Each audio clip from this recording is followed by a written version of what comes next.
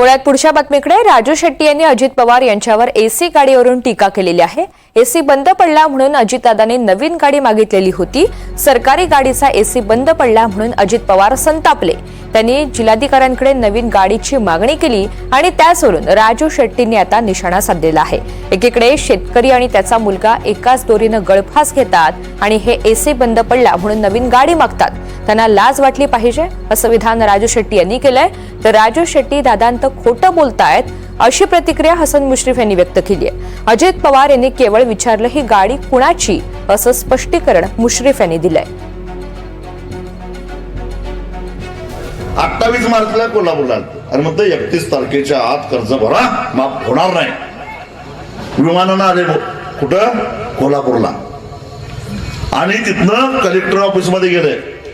16 मिनिटात गेले बरं का। किती मिनिटात? 16 मिनिटात विमानतळावरनं कलेक्टर ऑफिसला गेले। एसी बंद पडला सरकारी गाडीचा। गाड्याला राग आला। कलेक्टरला म्हटला नवीन गाडी घे। कलेक्टर म्हटला मंजुरी घ्यावी लागेल। प्रोटोकॉल बाजूला ठेव, मी सांगतोय म्हणून घे।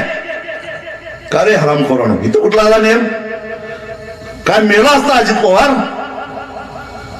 16 मिनिटं फक्त त्याला जर का एसी मिळाला नाही म्हणून उकाड्यानं हैराण झालेल्या माणसाला जर का नवीन गाडी घ्या म्हणून आदेश देतोय। अरे दिवसा डावल्या एकाच दोरीला गळफास लावून बाप आणि मुलगा मारायला लागला। लाजा वाटल्या पाहिजे ना, दया यायला पाहिजे। त्यांना दया येत नाही, पण त्यांना दया येत नाही ह्याच्यापेक्षा मला वाईट वाटतंय तुम्हाला राग येत नाही।